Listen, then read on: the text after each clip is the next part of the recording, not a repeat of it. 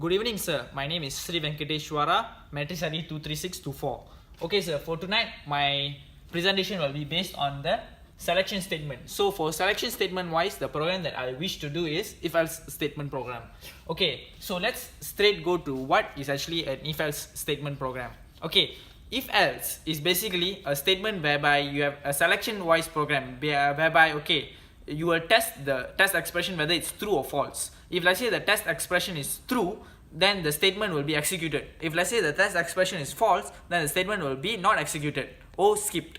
Test expression is basically a statement. For example, is 5 more than 4? So if it's true, then the statement will be executed. If it's false, then the statement will not be executed. So that's the meaning of test expression.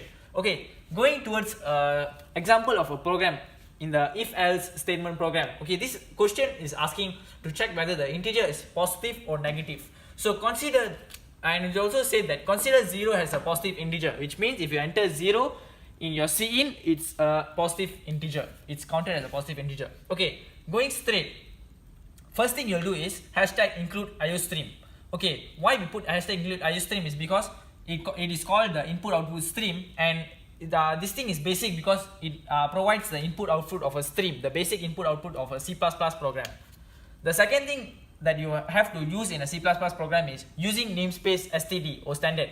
What it means is that it actually opens up a library, C++ library, whereby you can use all languages. And in our particular programs, we are going to use integers and also alphabets. So that is why we have to use using namespace std.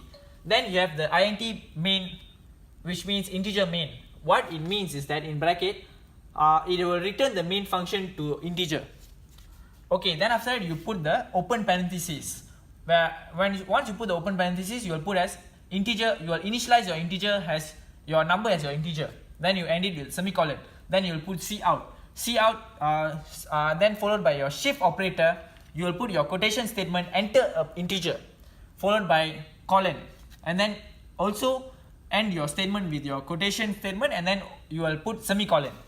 Then you will go to cin. Cin is basically what you want the user to type or input has. Then you will put the number that you wish, for example 5, 6, 7 or negative numbers, for ended with semicolon. Then you will put the if statement. So the if statement here is actually if bracket number is more than or equals to 0 bracket. Then you will also start your open parenthesis again for your if statement. Cout, basically what you want to be showed in the output. Then followed by your shift operator, you have entered a positive integer, followed by a colon and also your end of quotation statement, and then followed by your number that you wish to enter, and then you close the statement with end line, then followed by your semicolon. End line is basically whereby a part that you use for every end of a statement. You want to end a statement, you use end line, and then you end your parentheses for your if statement. Then you put else. Else is also another statement where you have to open up a new parenthesis. You have to put cout, followed by your shift operator, open your quotation mark, you have entered a negative integer, and then followed by your colon and also close of your quotation mark, and then followed by your number that you entered, and also followed by your end line, and then semicolon. Okay, so for your else statement also you have to close it with your parentheses. Okay, and then you put your cout, what you want to be output, what you want it to show in your output. Okay, ended with your quotation mark, the line is always done, followed by your end of your quotation mark, semicolon. Return to 0, what it means is actually you have to return all your main functions or functions in your program to 0, and then you end it with your semicolon. Then you close your program with your close parentheses. Okay, for example, let's say let's go straight to the output example for you all to understand more better. So basically what comes in is enter an integer that will come out as your cout because you type it as a cout. So for example, let's say I'm putting -6 as my cin. So you will get your statement as you have entered a negative integer, followed by dot and also -6. Dot is basically your colon. So what is -6? How does it get -6? Negative integer is because your number is less than 0. That's why you have when you put -6, it comes as you have entered a negative integer. And then followed by also your cout that you also type that the line is always done, followed by your dot mark. So for example, let's say I'm putting 10.